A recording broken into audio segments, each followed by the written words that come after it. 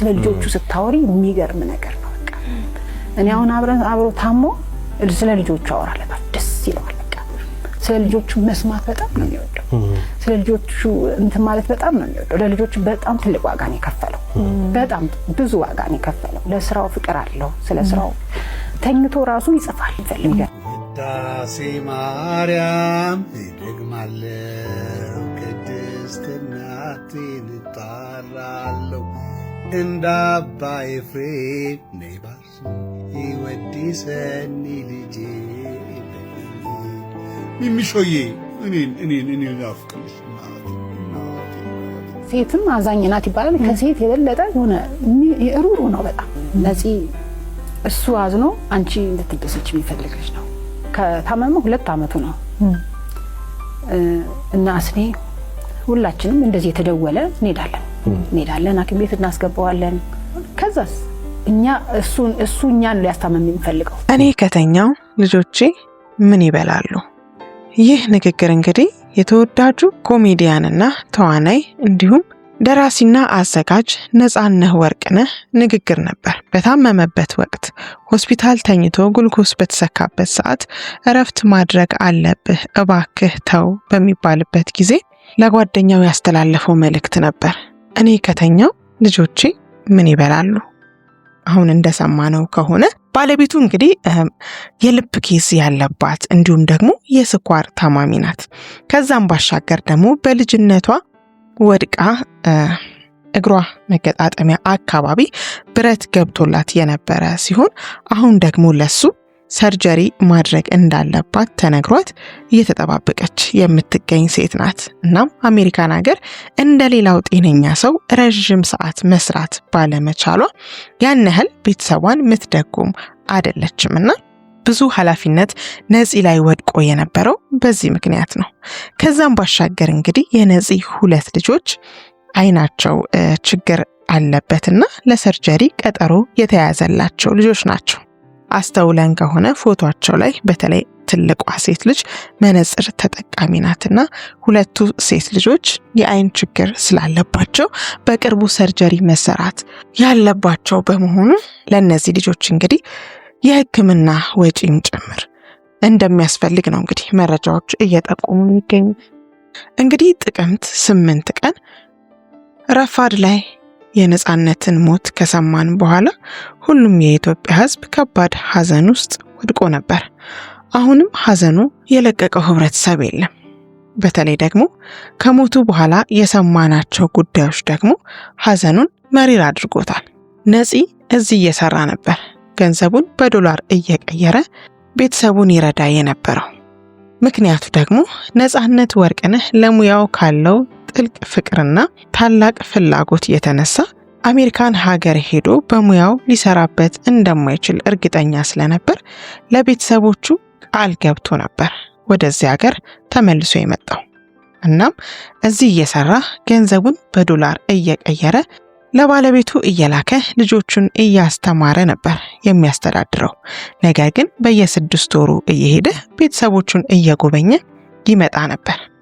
ይህንን ድርጊቱን እንግዲህ ቤተሰቦቹ ተቃውመው ለምንድነው እዛው ጠቅልለህ የማትኖረው ብለው በሚጠይቁት ሰዓት አይ እኔ በሙያዬ እዚሁ አገሬ ላይ ነው መስራት የምፈልገው፣ ቃል ገብቼ ነው የመጣሁት፣ እዚህ እየሰራው እየላኩኝ ልጆቼን እንደማሳድግ፣ ንጹህ ደግሞ ጠንካራ ሴት ናት፣ ይህንን ትወጣዋለች በማለት ነበር እንግዲህ ቤተሰቦቹን ያሳመነው። ነጻነት ወርቅነህ እንግዲህ በኖረባቸው 43 ዓመታት ውስጥ እጅግ ደማቅ ታሪክን ጽፎ ያለፈ ሰው ነው። ኖሮ የሞተ ሰው ነው። እንደሌላ ሰው ነበር ሞተ ተብሎ የሚረሳ ሳይሆን ሁሌም በሁላችን ልብ ውስጥ የሚኖርና ስራው ህያው የሆነ ሰው። ነገር ግን በሚያሳዝን ሁኔታ ነጻነት ወርቅነህ በስሙ የሚጠራ ቤትም ንብረትም ገንዘብም ያለው ሰው አይደለም። ሁሌ ገንዘብ አለው። ነገር ግን ወዳጆቹና ቤተሰቦቹ እንደሚናገሩት ከሆነ ከኪሱ ገንዘብ የማይጠፋው ነጻነት ወርቅነህ ልጆቹን ልኮ ከማስተማሩ ቤተሰቡን ከዚህ የላከ ወደ ዶላር ቀይሮ ከመርዳቱ ባሻገር እዚሁ አገሩ ላይ ደግሞ የሚረዳቸው የተለያዩ የተቸገሩ ግለሰቦች እንዳሉ ገልጿል። መንገድ ላይ ላገኘው ለተቸገረ ሰው ሁሉ እየሰጠ የሚያልፍ እንዲሁም ደግሞ በቋሚነት የሚያስተምራቸው ደብተር እስክሪፕቶ የሚገዛላቸው በቋሚነት የሚረዳቸው የጎዳና ተዳዳሪዎች ጭምር እንዳሉ ተናግረዋል። የኛን ሀገር ገንዘብ እንግዲህ እንደምታውቁት ነው ወደ ዶላር ሲቀየር ምን ያህል የወረደ እንደሚሆን። ወደ ዶላር ለመቀየር ደግሞ እጅግ በጣም ብዙ ገንዘብ መስራት ያስፈልጋል። ነፃነት እየሰራ ይልካል፣ እየሰራ ቤተሰቡን ይረዳል፣ እየሰራ እዚህ ያለውን ወገኑን ይረዳል እንጂ መኪናዬን፣ ቤቴን፣ ንብረቴን ብሎ ያስቀመጠው ጥሪት ባለመኖሩ ምክንያት ካለፈ በኋላ እንግዲህ ቤተሰቦቹ ትልቅ ችግር ላይ እንደወደቁ ተሰምቷል። በዚህ ምክንያት ከያቅጣጫው ጎፈንድሚ እየተሰባሰበ ይገኛል። ይህንን አስመልክቶ ያገኘነው መረጃ እንግዲህ እንዲህ ይላል። ለነፃነት ወርቅነህ ወይም ነፂ ቤተሰቦች የድጋፍ ጥሪ። ሁሌም በሳቁ ለሚያስቀን በስራዎቹ ለሚያዝናናን ነፂ ዛሬ ለቤተሰቦቹ አለንም በላቸው። በኢቢኤስ በተላለፉ ልዩ ፕሮግራም ላይ የአርቲስቱ የቅርብ ጓደኛ የሆነው አርቲስት አስኔ የነፂን ባለቤትና 3 ልጆቹን ለመደገፍ የታቀዱ ወሳኝ መረጃዎችን ይፋ አድርጓል። ይፋዩ የጎፈንድሚ ድጋፍ ለቤተሰቡ ቋሚ ድጋፍ ለማድረግ የተከፈተው ይፋዊ ሊንክን በመጠቀም አቅሙ የፈቀደውን ይለግሱ። የዩቲዩብ ገቢ ለቤተሰቡ። ነፂ ህይወቱ ካለፈበት ጊዜ ጀምሮ በኢቢኤስ የሚተላለፉ እሱ ያለበት ፕሮግራሞች የዩቲዩብ ገቢ በሙሉ ለቤተሰቡ እንዲሰጥ ተወስኗል። ቪዲዮዎቹን ማየትና ማጋራት መደገፍ ነው። የልደት ቀን ልዩ ዝግጅት። በፊታችን የካቲት ወር በሚከበረው የነፂ የልደት ቀን እሱን የሚዘክርና ለቤተሰቦቹ ገቢ ማሰባሰቢያ የሚሆን ታላቅ መርሃ ግብር ይካሄዳል። ነፂ በስራዎቹ ሁሌም በልባችን ውስጥ ይኖራል። አሁንም ደግሞ ከቤተሰቦቹ ጎን በመቆም ፍቅራችንን እናሳይ ይለናል እንግዲህ ያገኘነው መረጃ።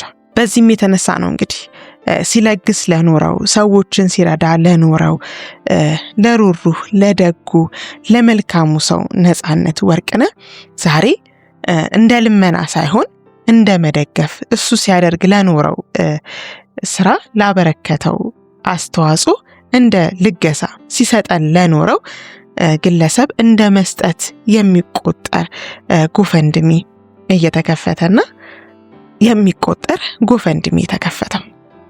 ነፂ እንደሚታወቀው እንግዲህ ብዙዎችን ሲለግስና ሲረዳ የኖረ ሰው ነውና ዛሬ እሱ በህይወት ባይኖር መቆም ላቃታቸው ለተቸገሩት ቤተሰቦቹ እንርዳ በሚል ጎፈንድሚ መሰባሰብ የጀመረው። እንግዲህ ነፂ ጠንካራ ሰው ነበር። ሁሌም በስራዎቹ በጉብዝናው በትጋቱ እንግዲህ ጠንካራ ሰው መሆኑን ሁላችንም ከውጪ እያየን እንገምት ነበር። ነገር ግን እንግዲህ ዛሬ በመረጃ ቤተሰቦቹ እንዳረጋገጡት ከሆነ እስከ መጨረሻዋ ህቅታ ድረስ ለስራ የተዘጋጀ ሰው ነበረ።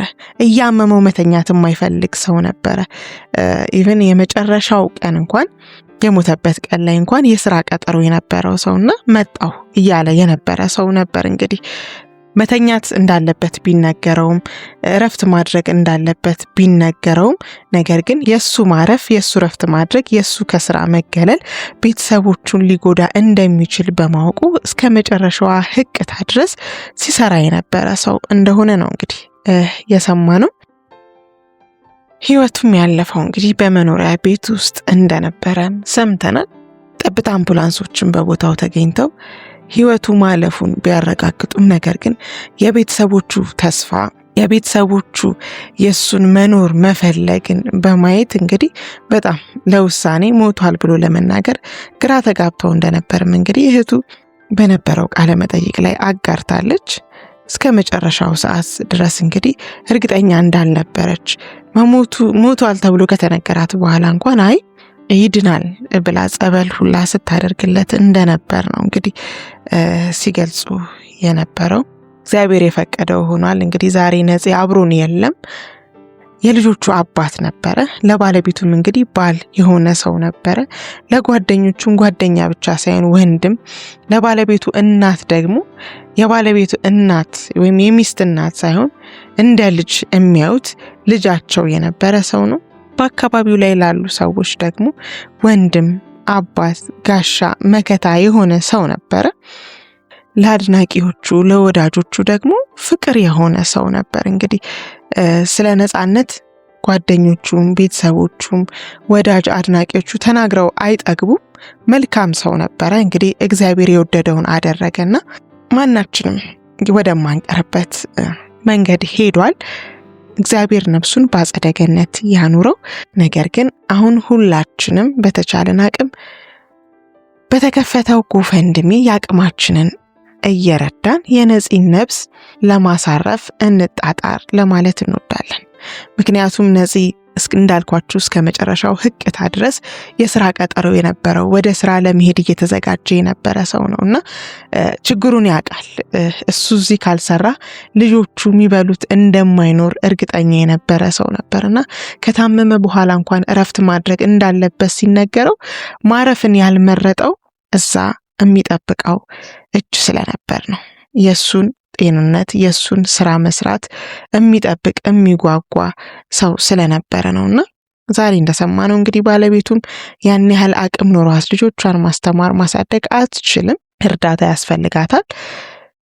ስለዚህ እዚህም የተከፈተ የጎፈንድሚ አካውንት አለ። እዚህም ሀገር ርብርቡ ተጀምሯል። ውጭም እንግዲህ ያሉ ኢትዮጵያውያን ወዳጅ አድናቂዎቹ ይህንን ስራ እየሰሩ ይገኛል። ሁላችንም በዚህ መልካም ተግባር ላይ ሲሰጠን ለነበረው ሰው እንስጠው በሚል አስተሳሰብ እንግዲህ በሚል መልካም ሐሳብ ነፂን እንደግፍ፣ እንርዳ፣ የነፂ ልጆች እንደግፍ፣ የነፂን ቤተሰብ እንርዳ ለማለት እንወዳለን። ዛሬ ያዝነው መረጃ እንግዲህ ይህንን ይመስል ነበር። አብራችሁን ስለቆያችሁ እያመሰገንን ለዛሬ ከወዲሁ ተሰናበትን። መልካም ጊዜ። ቸር ያሰማን ኢትዮጵያ።